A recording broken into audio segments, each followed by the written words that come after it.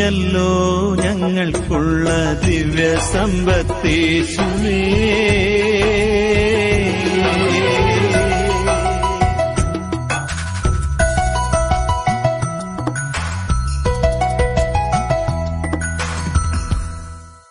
വീണ്ടും നമുക്ക് ദൈവ സാന്നിധ്യത്തിലേക്ക് മടങ്ങി വരാം. പ്രാർത്ഥനയെക്കുറിച്ചുള്ള നമ്മളുടെ ഈ പഠന ക്ലാസ്സിൽ ദൈവത്തിൽ നിന്ന് നമ്മൾ കാര്യങ്ങളെ പഠിക്കുകയാണ്. മറ്റൊന്നുമല്ല, എങ്ങനെയാണ് നാം പ്രാർത്ഥിക്കേണ്ടതെന്ന് ദൈവം തന്നെ നമ്മളോട് സംസാരിക്കുന്ന ഭാഗങ്ങൾ വേദപുസ്തകത്തിൽ നമ്മൾ മനസ്സിലാക്കാനായിട്ടാണ് പരിശ്രമിക്കുന്നത്. നാം പ്രാർത്ഥിക്കേണ്ടത് എങ്ങനെയെന്ന് കർത്താവ് പഠിപ്പിക്കുമ്പോൾ ആദ്യം നമ്മളോട് കർത്താവ് പറയുന്നത് എങ്ങനെ പ്രാർത്ഥിക്കരുത് എന്ന് നമ്മൾ കണ്ടു. കാരണം നമ്മളൊക്കെ പ്രാർത്ഥിക്കുന്ന ആളുകളായതുകൊണ്ട് ആ പ്രാർത്ഥനയിലെ പാളിച്ചകൾ തിരിച്ചറിഞ്ഞ് ദൈവം ഉദ്ദേശിക്കുന്നതിനുള്ള പ്രാർത്ഥനയിലേക്ക് മടങ്ങി വരേണ്ടത് വളരെ അത്യന്താപേക്ഷിതമാണ്. അതുകൊണ്ട് പരീശൻ പ്രാർത്ഥിക്കുന്നത് പോലെ പ്രാർത്ഥിക്കരുത് എന്ന് നമ്മൾ പഠിച്ചു. പരീശന്റെ പ്രാർത്ഥനയുടെ 2 പ്രധാനപ്പെട്ട പ്രശ്നങ്ങളാണ് നമ്മൾ പഠിച്ചത്. ഒന്ന്, അവൻ മനുഷ്യർക്ക് വിളങ്ങേണ്ടതിന് പ്രാർത്ഥിക്കുന്നു. നമ്മുടെ പ്രാർത്ഥന പൂർണ്ണ ഹൃദയത്തോടു കൂടെ ഉള്ളതായിരിക്കണം. അതിനകത്ത് വേറെ ലക്ഷ്യങ്ങളൊന്നും ഉണ്ടാകാൻ പാടില്ല. മനുഷ്യർക്ക് വിളങ്ങേണ്ടതായ ഒന്നും ഉണ്ടാകാൻ പാടില്ല. ഞാനൊരു പ്രാർത്ഥിക്കുന്ന മനുഷ്യനാണെന്ന് മറ്റുള്ളവരെ മനസ്സിലാക്കാനുള്ള ഒരു ബോധപൂർവമായുള്ള ഒരു പരിശ്രമമല്ല നമ്മുടെ പ്രാർത്ഥന. പ്രത്യുത നമ്മളും ദൈവവും തമ്മിലുള്ള ബന്ധം, അത് മാത്രം. അതിനെക്കുറിച്ചാണ് കർത്താവ് വീണ്ടും പറയുന്നത്. രണ്ടാമത്, പരീശന്റെ പ്രാർത്ഥനയുടെ പ്രശ്നം അവൻ സ്വന്തം നാമത്തിൽ, വേറെ രീതി പറഞ്ഞു കഴിഞ്ഞാൽ അവൻ ചെയ്യുന്ന കാര്യങ്ങളുടെ അടിസ്ഥാനത്തിലും അവൻ്റെ സ്വഭാവത്തിൻ്റെ അടിസ്ഥാനത്തിലും അവൻ ദൈവത്തിൻ്റെ സന്നിധിയിൽ ചെന്ന് ഡിമാൻഡ് ചെയ്യണം. എന്നാൽ സ്വർഗത്തിൽ നമുക്കൊന്നും അക്കൗണ്ടില്ല. ആർക്കേ അക്കൗണ്ടുള്ളൂ? യേശുവിന് മാത്രമേ അക്കൗണ്ടുള്ളൂ. അതുകൊണ്ട് നമ്മൾ നമ്മുടെ പേരിൽ ചെന്ന് കഴിഞ്ഞാൽ അവിടെ ചെക്കൊപ്പിട്ട് ഞാൻ ഒപ്പിട്ടിട്ടുണ്ടെന്ന് പറഞ്ഞിട്ട് കാര്യമൊന്നുമില്ല. നമ്മൾ ചെയ്ത കാര്യങ്ങളൊന്നും അവിടെ ആ രീതിയിൽ വിലപ്പോകത്തില്ല. നമ്മൾ കരഞ്ഞാൽ പോലും കരച്ചിലുകൊണ്ട് അവൻ അത് ചെയ്യാനായിട്ട് ബാധ്യസ്ഥനല്ല. പ്രത്യേകത അത് ദൈവം ചെയ്യുന്നത് ദൈവത്തിൻ്റെ കൃപ കൊണ്ടാണ്, കരുണ കൊണ്ടാണ്. പരീശൻ പ്രാർത്ഥിക്കുന്നത് പോലെ നമ്മൾ പ്രാർത്ഥിക്കരുത്. ദൈവത്തിൻ്റെ സാന്നിധ്യത്തിൽ ദൈവം ഒഴികെ മറ്റൊന്നും ഉണ്ടാകരുത്. നമ്മൾ പ്രാർത്ഥിക്കുമ്പോൾ വേറെ ഒന്നും ഉണ്ടാകരുത്. എങ്ങനെ പ്രാർത്ഥിക്കരുതെന്ന് പറയുന്നതിൻ്റെ കൂട്ടത്തിൽ തന്നെ നിങ്ങൾ പ്രാർത്ഥിക്കുമ്പോൾ പരീശനെ പോലെ പ്രാർത്ഥിക്കരുതെന്ന് പറഞ്ഞിട്ട് പെട്ടെന്ന് തന്നെ കർത്താവ് പറയാണ് നിങ്ങൾ പ്രാർത്ഥിക്കുമ്പോൾ എങ്ങനെ പ്രാർത്ഥിക്കണം. നമ്മൾ വീണ്ടും മത്തായിയുടെ സുവിശേഷം 6-ാം അധ്യായത്തിലേക്ക് വരുമ്പോൾ, നീയോ പ്രാർത്ഥിക്കുമ്പോൾ അറയിൽ കടന്ന് വാതിലടച്ച് രഹസ്യത്തിലുള്ള നിന്റെ പിതാവിനോട് പ്രാർത്ഥിക്കുക. രഹസ്യത്തിൽ കാണുന്ന നിന്റെ പിതാവ് നിനക്ക് പ്രതിഫലം തരും. നീയോ പ്രാർത്ഥിക്കുമ്പോൾ അറയിൽ കടന്ന് വാതിലടച്ച് രഹസ്യത്തിലുള്ള നിന്റെ പിതാവിനോട് പ്രാർത്ഥിക്കുക. അപ്പോൾ അവിടെ മനുഷ്യരില്ല. പരീശന്റെ പ്രാർത്ഥനയിൽ മനുഷ്യരും കൂടെ ഉണ്ട്. പരീശൻ പ്രാർത്ഥിക്കുമ്പോൾ മനുഷ്യർ കാണാൻ കൂടെ അവൻ പ്രാർത്ഥിക്കുന്നുണ്ട്. പക്ഷെ ഇവിടെ ആരില്ല, മനുഷ്യരില്ല. രഹസ്യത്തിൽ കാണുന്ന പിതാവ്. അപ്പൊ അതിനകത്ത് ഈ 2 കാര്യങ്ങളുണ്ട്. ഒന്ന്, he is our father, and second thing, he is the father who sees you in secret. ആദ്യത്തേത് പിതാവ് എന്നുള്ള ബന്ധമാണ്. നമ്മുടെ പ്രാർത്ഥനയിൽ പിതാവ് എന്ന ബന്ധം, ആ ബന്ധത്തിലായിരിക്കണം നമ്മൾ കർത്താവിനോട്, ദൈവത്തോട് പ്രാർത്ഥിക്കുന്നത്. പഴയ നിയമത്തിൽ യഹൂദന്മാർ പ്രാർത്ഥിക്കുന്ന സമയത്തെല്ലാം അവർ കർത്താവിനെ, ദൈവത്തെ വിളിച്ചുകൊണ്ടിരുന്നത് പിതാവേ എന്നല്ല. നോർമലി അവർ വിളിച്ചുകൊണ്ടിരുന്നത് യജമാനനെ എന്നാണ്, അഡോണായ്. അവർ യാഹ്വേ എന്നുള്ള പേര് പോലും ഉപയോഗിക്കുമായിരുന്നില്ല. പ്രത്യേകം അവർ ഉപയോഗിച്ചുകൊണ്ടിരുന്ന പ്രധാനപ്പെട്ട പേരെന്താണ്? അഡോണായ്, അല്ലെങ്കിൽ യജമാനനെ. അതിൻ്റെ അർത്ഥം അവര് ദൈവത്തെ കണ്ടത് ഒരു മാസ്റ്റർ എന്ന നിലയിലാണ്. അവർക്കൊരിക്കലും ആ ബന്ധം ഒരു ഊഷ്മളമായ ബന്ധമായിരുന്നില്ല. പ്രത്യേക ഭീതിയുടെ ഒരു ബന്ധമായിരുന്നു. സ്നേഹത്തെക്കാൾ ഉപരി ഭീതിയായിരുന്നു അവരെ ഭരിച്ചിരുന്നത്. യേശു കർത്താവിന്റെ ശിഷ്യന്മാരുടെ യോഹന്നാന്റെ സുവിശേഷം 14-ാം അധ്യായത്തിൽ പറഞ്ഞു, നിങ്ങളെന്നെ സ്നേഹിക്കുന്നുവെങ്കിൽ എൻ്റെ കൽപ്പനകളെ കാത്തുകൊള്ളൂ. യഹൂദന്മാർ കൽപ്പനകൾ കാക്കുന്നുണ്ടെന്ന് ചോദിച്ചാൽ ഉണ്ട്. പക്ഷെ അവർ കാക്കുന്നത്, കൽപ്പന അനുസരിക്കുന്നത് പേടികൊണ്ടാണ്. അനുസരിച്ചില്ലെങ്കിൽ അവർക്ക് എന്തൊക്കെ സംഭവിക്കുമെന്നുള്ള പേടികൊണ്ടാണ്. നമ്മൾ പല സമയത്തുള്ള പ്രശ്നം അതാണ്. നമ്മൾ പേടിച്ചാണ് കൽപ്പനകളൊക്കെ പ്രമാണിക്കുന്നത്. പക്ഷെ കർത്താവ് പറഞ്ഞു, നിങ്ങൾ എന്നെ അനുസരിക്കുന്നത് പേടികൊണ്ടാകരുത്, എന്നെ സ്നേഹിക്കുന്നത് കൊണ്ട് ആയിരിക്കണം. ഇതേപോലെ തന്നെ ഇവിടെ നമ്മളുടെ പ്രാർത്ഥന ഇപ്പോൾ സ്നേഹത്തിൽ അധിഷ്ഠിതമാണ്. ബന്ധം വളരെ ഊഷ്മളമാണ്. He is our father. ഈ ഫാദർ എന്ന് പറയുന്നതും ഒരു ഒഫീഷ്യൽ ബന്ധമല്ല. ഒഫീഷ്യലായിട്ടുള്ള ബന്ധം എന്ന് പറഞ്ഞാൽ പിതാവ് എന്ന് പറയുമ്പോഴത്തേക്ക് ഒരു ഒഫീഷ്യൽ ബന്ധം ഉണ്ട്. പക്ഷെ ഇവിടെ പറഞ്ഞിരിക്കുന്നത്, അല്ലെങ്കിൽ കർത്താവ് ശിഷ്യന്മാരെ പ്രാർത്ഥിക്കാൻ പഠിപ്പിച്ചപ്പോൾ അവരോട് പറഞ്ഞത്, യു കാൾ ഹിം അബ. അബ എന്ന് പറയുന്നത് പിതാവെന്ന് നമ്മൾ ഉപയോഗിക്കുന്ന വാക്കല്ല. നമ്മുടെ വീട്ടിൽ നമ്മളുടെ മക്കൾ നമ്മളെ വിളിക്കുന്ന വാക്ക് പിതാവേ എന്നൊന്നും അല്ലല്ലോ. നമ്മുടെ പിള്ളേർ രാവിലെ വന്നിട്ട് പിതാവേ കാപ്പി കുടിച്ചാലും എന്നൊക്കെ പറഞ്ഞാലാണ് അവർ പറയുന്നത്. ആ ബന്ധത്തിനകത്ത് എന്തില്ല? ഊഷ്മളതയില്ല. പപ്പ, അപ്പ, അച്ചായ എന്തെങ്കിലും ഡാഡി, ഡാഡ്, അതിനകത്ത് ഊഷ്മളതയുണ്ട്. ഇതുപോലെ അരാമ്യ ഭാഷയിൽ മക്കള്, സ്വന്തം മക്കള് പിതാവിനെ വിളിക്കുന്ന പേരാണ് അബ എന്ന് പറയുന്നത്. അത് ഒഫീഷ്യലല്ല. ഒഫീഷ്യലായിട്ട് നമ്മൾ പലരെയും പിതാവെന്നൊക്കെ വിളിച്ചേക്കും. ഇപ്പം ഒരു ചർച്ചിന്റെ വലിയ സീനിയർ ലീഡർ, പ്രായമുള്ളൊരു മനുഷ്യനുണ്ടെങ്കിൽ നമ്മൾ ചിലപ്പം പറയും, പ്രിയ പിതാവിനോടൊപ്പം ഇന്ന് ആരാധനയിൽ പങ്കെടുക്കുവാൻ നമുക്കിടയാക്കിയതോർത്ത് നമുക്ക് കർത്താവിനെ സ്തുതിക്കാം. അപ്പോൾ നമ്മൾ വിളിച്ചത് എന്താ? പിതാവ്, ഫാദർ. പക്ഷെ അടുത്ത ആഴ്ച വീട്ടിൽ ചെന്നിട്ട്, അദ്ദേഹത്തിന്റെ വീട്ടിൽ ചെന്നിട്ട്, അച്ഛാ ഞാൻ കഴിഞ്ഞ ആഴ്ച പിതാവേ എന്നൊക്കെ വിളിച്ചതല്ലേ, ആ വീതം എനിക്ക് കുടുങ്ങി തരണേ എന്ന് പറഞ്ഞ് അങ്ങനെ തരുമോ? തരത്തില്ല. കാര്യം അദ്ദേഹം എന്താണ്, നമ്മൾ പിതാവെന്ന് വിളിച്ചത് ഒരു ഒഫീഷ്യൽ ബന്ധത്തിൽ അങ്ങ് വിളിച്ചെന്നുള്ളതല്ലാതെ ആ ബന്ധത്തിനകത്ത് എന്തില്ല? ഊഷ്മളതയില്ല. സ്വന്തം പിതാവിനെ വിളിക്കുന്ന പേരാണ് വാസ്തവത്തിൽ അബ എന്ന് വിളിക്കുന്നതായ പേര്. അവിടെ നമ്മൾ ഫ്രീ ആണ്. അബ എന്ന് വിളിക്കുമ്പോൾ നമ്മൾ ഫ്രീ ആണ്. പിതാവെന്ന് വിളിക്കുമ്പോൾ ആ ഫ്രീഡം വാസ്തവത്തിൽ നമുക്ക് ഉണ്ടാകുന്നില്ല. ഇത് ഫ്രീഡമുണ്ട്, ഭയങ്കരമായിട്ടുള്ള ഫ്രീഡം. നമ്മൾ ഒരു പരിധി വരെ എന്താണ്, നമ്മൾ കൂളാണ്. ഇപ്പം ഞാൻ 2 മാസം കൂടി വീട്ടിലോട്ട് ചെല്ലുകയാണ്. അപ്പം ഞാൻ ചെന്ന സമയത്ത് ഒഫീഷ്യലായിട്ട് ചില കാര്യങ്ങൾ സംസാരിക്കാൻ 2-3 പേരുണ്ട്. അപ്പോൾ അതുകൊണ്ട് ഞാൻ ഓഫീസ് റൂമൊക്കെ അടച്ചിട്ട് ഇങ്ങനെ സംസാരിച്ചുകൊണ്ടിരിക്കുകയാണ്.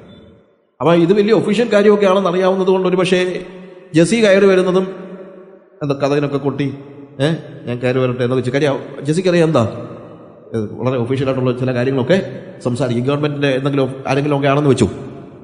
പക്ഷെ 3:30 പിള്ളേർ സ്കൂളിൽ നിന്ന് വരുമ്പോൾ ഞാൻ വന്നിട്ടുണ്ടെന്ന് കാണുമ്പോഴത്തേക്ക് ഇവർക്ക് അതിനകത്തിരിക്കുന്നത് ഒഫീഷ്യലാണോ അല്ലാത്തതാണോ ഒന്നും അവർക്ക് അറിയത്തൊന്നുമില്ല. അവർ ബാഗും ഒക്കെ വലിച്ചെറിഞ്ഞിട്ട് കഥവുമൊക്കെ വലിച്ച് തുറന്ന് ഇതിനകത്തിരിക്കുന്ന ആരാന്നല്ല അവർക്കറിയാവും. അവർക്കറിയേണ്ട കാര്യമില്ല. അവരെ സംബന്ധിച്ചിടത്തോളം എന്താണ്, അവരുടെ അപ്പൻ കൂളാണ്. അപ്പൊ ദൈവവുമായിട്ടുള്ള നിങ്ങളുടെ ബന്ധം ഇതേപോലെ ഊഷ്മളമായിരിക്കണം എന്നാണ് കർത്താവ് പഠിപ്പിച്ചത്. പ്രാർത്ഥിക്കുമ്പോൾ വളരെ കൂളായിട്ട് വേണം പ്രാർത്ഥിക്കാൻ. ഇപ്പോൾ ഞാൻ ഡി.എൽ. മൂഡിയെ കുറിച്ച് ഒരു ബുക്ക് എഴുതിയിട്ടുണ്ട്. അതിനകത്ത് ഡി.എൽ. മൂഡിയുടെ കൂടെ സൺഡേ സ്കൂളിൽ പഠിപ്പിച്ചുകൊണ്ടിരുന്ന, അല്ലെ ഡി.എൽ. മൂഡിയുടെ സൺഡേ സ്കൂൾ പ്രവർത്തകനായിരുന്നു. അദ്ദേഹത്തിന്റെ സൺഡേ സ്കൂളിൽ 2000 കുഞ്ഞുങ്ങൾ പഠിക്കുന്നുണ്ടായിരുന്നു. ഈ പലരും സ്ട്രീറ്റ് ചിൽഡ്രനാണ്, വഴി അല്ലെങ്കിൽ സ്ലമ്മിലൊക്കെ ജീവിക്കുന്നതായ കുഞ്ഞുങ്ങളാണ്. അപ്പം അങ്ങനെ ഇരിക്കുക, അതിനകത്ത് ഹെബർട്ട് എന്ന് പറയുന്ന ഒരു ടീച്ചർ, അയാൾക്ക് ഒരു ഹൈലി ക്രോണിക് ആസ്മാറ്റിക്കാണ്. അപ്പോൾ ഡോക്ടർ അദ്ദേഹത്തെ കണ്ടിട്ട് പറഞ്ഞു, നീ ഷിക്കാഗോയിൽ താമസിച്ച് കഴിഞ്ഞാൽ നിനക്ക് ഭയങ്കര പ്രോബ്ലം ആയിരിക്കും, ശ്വാസതടസ്സമൊക്കെ ഉണ്ടാകും. അതുകൊണ്ട് ന്യൂയോർക്കിൽ വല്ലതും പോകും. കടലടുത്തുള്ള സ്ഥലത്ത് ചെന്ന് കഴിഞ്ഞാൽ, പണ്ടത്തെ ഒരു ആസ്മയുടെ ഒരു പ്രധാനപ്പെട്ട ട്രീറ്റ്മെൻറ്റാണ്, കടലിനോട് അടുത്തുള്ള സ്ഥലം ആകുമ്പോഴത്തേക്ക് ഉപ്പ് കാറ്റ് ഉള്ളതുകൊണ്ട് ഒരുമാതിരി ശ്വാസത്തിന് വലിയ പ്രശ്നം ഉണ്ടാകത്തില്ല. അപ്പോൾ അതുകൊണ്ട് ഡോക്ടർ അങ്ങനെ ആവശ്യപ്പെട്ടതുകൊണ്ട് ഇദ്ദേഹം മൂഡിയുടെ അടുത്ത് ചെന്നിട്ട് പറഞ്ഞു, മിസ്റ്റർ മൂഡി, ഞാൻ ഇവിടെ എൻ്റെ സൺഡേ സ്കൂളിൽ എനിക്ക് ഭയങ്കരമായിട്ട് സന്തോഷമാണ്, പക്ഷേ ഡോക്ടർ എന്നോട് പറഞ്ഞിരിക്കുന്നത് ഇവിടെ താമസിക്കേണ്ട, ഞാൻ ബ്ലഡൊക്കെ വൊമിറ്റ് ചെയ്യാൻ തുടങ്ങുന്നു, എനിക്ക് വേണ്ടത്ര ലങ്സിനൊന്നും വേണ്ടത്ര സ്ട്രെങ്ത് ഇല്ല, അതുകൊണ്ട് ഞാൻ കടലുള്ളിടത്ത് പോവുകയാണ്. ഡി.എൽ. മൂഡി പറഞ്ഞു, ഓക്കെ, ഒരു പക്ഷേ അങ്ങനെ ആകുമ്പോൾ നിനക്ക് കുറച്ചുകൂടെ ഒരു ആശ്വാസം ഉണ്ടായിരിക്കുമല്ലോ, നീ അത് ചെയ്യ് എന്ന് പറഞ്ഞു. അദ്ദേഹം പറഞ്ഞു, പോകുന്നതിനകത്ത് എനിക്ക് ഏറ്റവും വലിയ പ്രശ്നം എൻ്റെ സൺഡേ സ്കൂളാണ്. എന്നാൽ ഡി.എൽ. മൂഡി പറഞ്ഞു, സാരമില്ല, ഞാൻ സൺഡേ സ്കൂളിൽ വേറെ ടീച്ചേഴ്സിനെ ആക്കാം. എന്നാൽ അദ്ദേഹം പറഞ്ഞു, നിനക്ക് വേറെ ടീച്ചേഴ്സിനെ ആക്കാം, പക്ഷേ എനിക്ക് എൻ്റെ സ്റ്റുഡൻസിനെ മറക്കാനായിട്ട് കഴിയുന്നില്ല. അതിൻ്റെ ഒരു പ്രധാനപ്പെട്ട കാരണം, സ്ട്രീറ്റിൽ വളരുന്ന അല്ലെങ്കിൽ സ്ലമ്മിൽ വളരുന്ന 16 പെൺകുട്ടികളാണ് എൻ്റെ ക്ലാസ്സിലുള്ളത്. അവരിൽ ഒരാൾ പോലും യേശുക്രിസ്തുവിനെ രക്ഷിതാവായി സ്വീകരിച്ചിട്ടില്ല. അപ്പോൾ ഡി.എൽ. മൂഡിക്ക് ഭയങ്കര അത്ഭുതം തോന്നി. ഈ മനുഷ്യൻ ചാകാൻ തുടങ്ങുമ്പോഴും സൺഡേ സ്കൂളിലെ സ്റ്റുഡൻസ് യേശുവിനെ രക്ഷിതാവായി സ്വീകരിച്ചില്ല എന്നുള്ളതാണ് ഈ മനുഷ്യൻ്റെ ജീവിതത്തിലെ വലിയ പ്രയാസം. അദ്ദേഹം മൂടി പറഞ്ഞു, ഒരു കാര്യം ചെയ്യാം, നമുക്ക് ഇവരുടെ വീടുകളിൽ പോകാം, അവരോട് നമുക്ക് വീട്ടിൽ ചെന്നിട്ട് സുവിശേഷം പറയാം. പക്ഷെ വീടെന്നൊക്കെ പറഞ്ഞു കഴിഞ്ഞാൽ, വീടെന്നൊക്കെ പറയാനില്ലാത്തവരാണ് ഇവരിൽ നല്ലൊരു ശതമാനം. ഇവരെ ഒരു കുതിരവണ്ടി വാടകയ്ക്ക് എടുത്ത് നേരെ ഒരു സ്ലമ്മിൽ ചെന്നു. അതിനകത്ത് ആദ്യത്തെ പെൺകുട്ടിയുടെ വീട്, അവളുടെ പേര് പെഗി എന്നാണ്. അവളുടെ വീട്ടിൽ ചെന്നു, റൂമിനകത്ത് വിട്ട് വാതിൽക്ക് ചെന്ന് കഴിഞ്ഞപ്പോഴത്തേക്ക് ഇവളിങ്ങനെ കാലുമൊക്കെ വെച്ച് ആരെയും മൈൻഡ് ചെയ്യാതിരിക്കുകയാണ്. അവളെന്തോ അന്ന് അനുഭവിച്ചതായിട്ടുള്ള ഭയങ്കര സ്ട്രഗിൾസ് എന്തൊക്കെയുണ്ട്, അവൾ ഭയങ്കര മൂടിയായിട്ടിരിക്കുകയാണ്. അതുകൊണ്ട് ഇവർ ചെന്നിട്ട്, പെഗി, ഞങ്ങൾ വന്നത് എന്തിനാണെന്നറിയാം, ഇവൾ മിണ്ടുന്നില്ല. ഞങ്ങൾ വന്നത് നിന്നോട് യേശു ക്രിസ്തുവിനെ രക്ഷിതാവായി സ്വീകരിക്കണമെന്ന് പറയാനാണ് എന്ന് പറഞ്ഞാൽ അവളൊരു മൈൻഡ് ചെയ്യുന്നില്ല. നിനക്കറിയത്തില്ല, നിന്റെ ടീച്ചർ, അയാളിപ്പോൾ ബ്ലഡ് വോമിറ്റ് ചെയ്യുകയാണ്, അയാൾക്ക് ഭയങ്കരമായിട്ടുള്ള അസുഖമാണ്, അയാൾക്ക് ഇടം വിട്ടുപോയാലേ പറ്റുള്ളൂ, പക്ഷേ നീ രക്ഷിക്കപ്പെട്ടില്ല, നിന്നെ പോലുള്ള കുഞ്ഞുങ്ങൾ രക്ഷിക്കപ്പെട്ടില്ല എന്നുള്ള പ്രയാസം കൊണ്ടാണ്, അതുകൊണ്ടാണ് ഞങ്ങൾ വന്നത് എന്നൊക്കെ ഭയങ്കര കാര്യമായിട്ട് സുവിശേഷം പറയാനൊക്കെ നോക്കി. ഇവൾ അനങ്ങുന്നില്ല, ഒരു രീതിയിൽ ഇവൾ ചെവി കൊടുക്കുന്നില്ല. ഏറ്റവും ഒടുവിൽ അരമണിക്കൂറത്തെ പരിശ്രമം കഴിഞ്ഞിട്ട് മൂടി ഹെബർട്ടിനോട് പറഞ്ഞു, ഹെബർട്ട് വിൽ ഗോ, നമുക്ക് പോയേക്കാം. നമ്മളെന്തെങ്കിലും പറഞ്ഞിട്ട് ഇവളെ ശ്രദ്ധിക്കുമെന്ന് തോന്നുന്നില്ല. ശരി, നമുക്ക് പ്രാർത്ഥിക്കാം എന്ന് പറഞ്ഞ് D.L. മൂടി അവിടെ തന്നെ നിന്നുകൊണ്ട് ഒരു ചെറിയ പ്രാർത്ഥന പ്രാർത്ഥിച്ചു. യേശുവേ, ഈ ഹെബർട്ടിന് ഇതുപോലെ പ്രയാസമുള്ളത് കൊണ്ട് ഞാൻ ഇവൻ്റെ കൂടെ വന്നതാണ്. ഇവരൊക്കെ രക്ഷിക്കപ്പെടണമെന്നുള്ളത് എനിക്കും ആഗ്രഹമുണ്ട്, നിനക്കും ആഗ്രഹമുണ്ട്, ഹെബർട്ടിനും ആഗ്രഹമുണ്ട്. പക്ഷേ ഈ പിള്ളേർക്ക് വല്ലതും മനസ്സിലാകണ്ടായോ? എന്നിട്ട് ഇവളോട് തന്നെ ഞങ്ങൾ വർത്തമാനം പറയാൻ തുടങ്ങിയിട്ട് അരമണിക്കൂറായി, ഇവൾ തിരിഞ്ഞു പോലും നോക്കുന്നില്ല, എന്തൊരു കഷ്ടമാണെന്ന് പറ.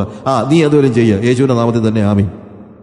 ഇതേപോലെ വളരെ കൂളായിട്ട് D.L. മൂടി ഒരൗപചാരികതയും ഇല്ലാതെ പ്രാർത്ഥിച്ചിട്ട് തിരിച്ചു പോകാൻ നേരം വാതിൽക്കൽ ചെന്നപ്പോൾ പെഗി വിളിച്ചു, മിസ്റ്റർ മൂടി, നിങ്ങൾ ആരാണ്ട് അടുത്ത് നിൽക്കുന്ന ആരാണ്ടോടോ സംസാരിക്കുന്നത് പോലെയാണല്ലോ പ്രാർത്ഥിച്ചത്.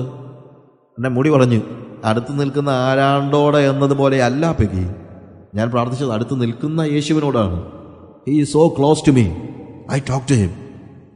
ഉടനെ പെഗി പറഞ്ഞത്, if Jesus is so close like that, I need him. യേശു അതുപോലെ അടുത്തുള്ള ഒരു വ്യക്തിയാണെങ്കിൽ എനിക്ക് അദ്ദേഹത്തെ വേണം, എനിക്ക് യേശുവിനെ വേണം. ഇനി അവളുടെ പ്രശ്നങ്ങൾ കേൾക്കാനായിട്ട് ആരും ഇല്ല എന്നുള്ളതാണ്. അവൾക്ക് സംസാരിക്കാൻ ആരുമില്ല, അവളെ ശ്രദ്ധിക്കാൻ ആരുമില്ല. അപ്പോൾ യേശുവിനോട് നമ്മൾ അടുത്ത് ചെല്ലുമ്പോൾ എന്താണ്, ഇതുപോലെയുള്ളൊരു കൂൾ എക്സ്പീരിയൻസ് ആണ് നമുക്ക് ഉണ്ടാകേണ്ടത്. അല്ലാതെ വളരെ ഒഫീഷ്യലായിട്ടുള്ള ഒരു പ്രാർത്ഥനയും മറ്റുമല്ല പ്രാധാന്യം അർഹിക്കുന്നതായ കാര്യം. എന്താണ് പ്രാർത്ഥന? എപ്പോഴും അവനോടുള്ള ആ ഊഷ്മളമായ ബന്ധത്തിലായിരിക്കണം.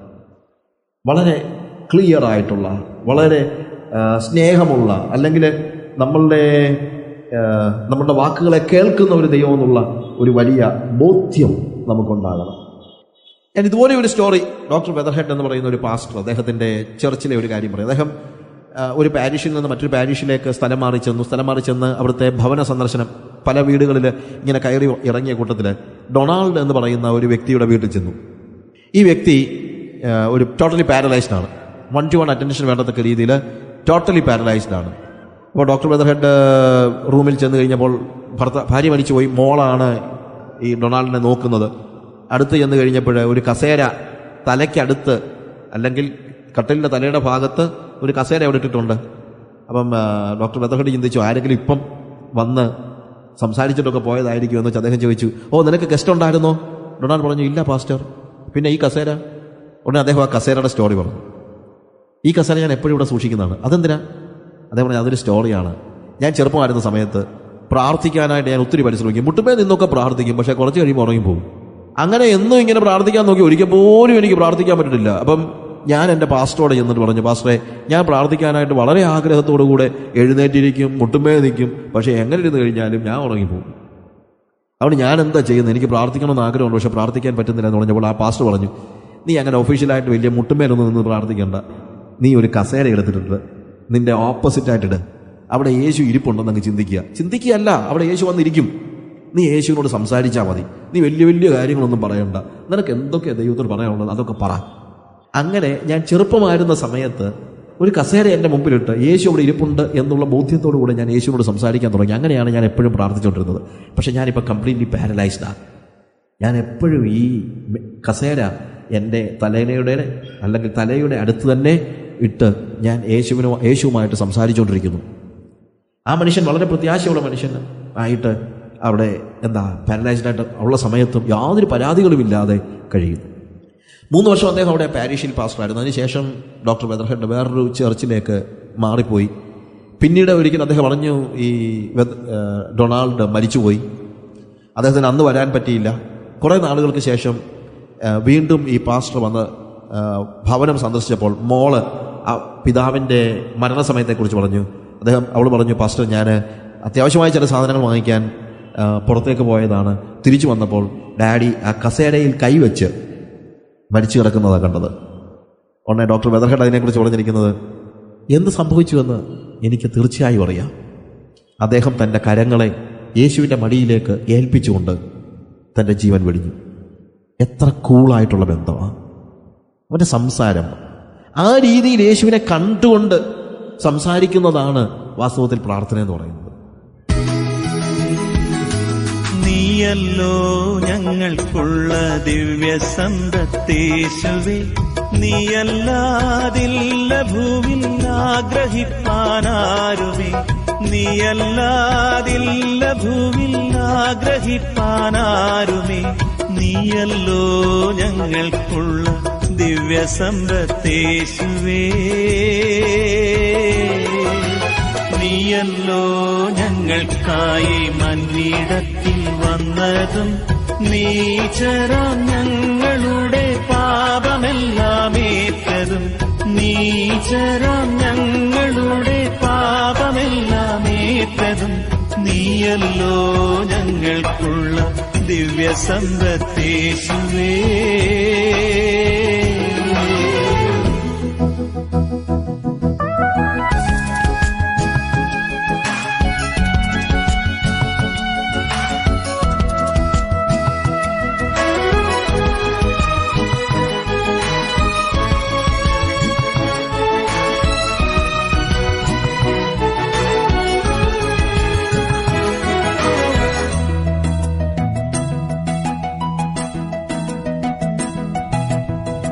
അന്നോ ഞങ്ങൾക്കുള്ളതെല്ലാം തന്നു പോറ്റുന്നോൻ. ഇന്നുമെന്നും കൂടെയുണ്ടെന്നുള്ള വാക്കു തന്നവൻ. ഇന്നുമെന്നും കൂടെയുണ്ടെന്നുള്ള വാക്കു തന്നവൻ. നീയല്ലോ ഞങ്ങൾക്കുള്ള ദിവ്യസമ്പത്തേശുവേ. കാൽവരി മലമുകളേറി നീ ഞങ്ങൾക്കായി കാൽകരം ചേർന്നു തൂങ്ങി മരിച്ചു ഈരേകിയ. കാൽകരം ചേർന്നു തൂങ്ങി മരിച്ചു ഈരേകിയ. നീയല്ലോ ഞങ്ങൾക്കുള്ള ദിവ്യസമ്പത്തേശുവേ.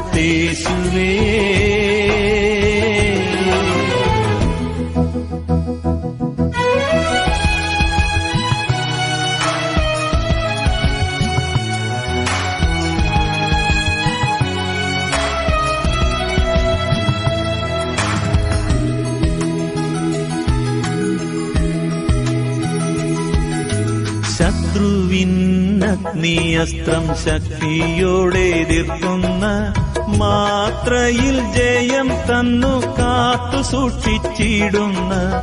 മാത്രയിൽ ജയം തന്നു കാത്തു സൂക്ഷിച്ചിടുന്ന. നീയല്ലോ ഞങ്ങൾക്കുള്ള ദിവ്യസമ്പത്തേശുവേ. ജനകനുടെ വലമർന്നു നീ ഞങ്ങൾക്കായി ദിനം പ്രതി പക്ഷവാദം ചെയ്തു ജീവിച്ചിടുന്ന.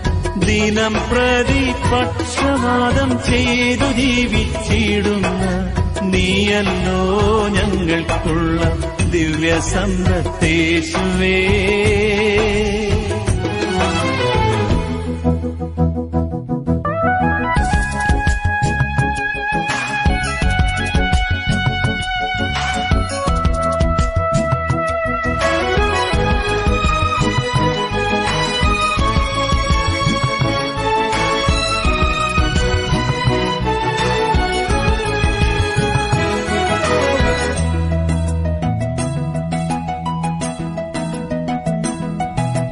ലോകത്തിൽ ഞങ്ങൾക്കുള്ളതെല്ലാം നഷ്ടമാകിലും ലോകക്കാർ നിത്യം ദൂഷിച്ചിടിലും പൊന്നേശുവേ.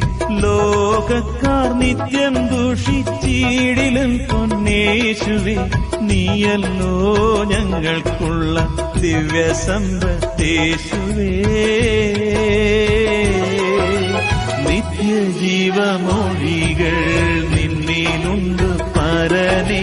നിന്നെ വിട്ടിട്ടടിയങ്ങളെങ്ങു പോയി വസിക്കും. നിന്നെ വിട്ടിട്ടടിയങ്ങളെങ്ങു പോയി വസിക്കും. നീയല്ലോ ഞങ്ങൾക്കുള്ള ദിവ്യസമ്പത്തേശുവേ.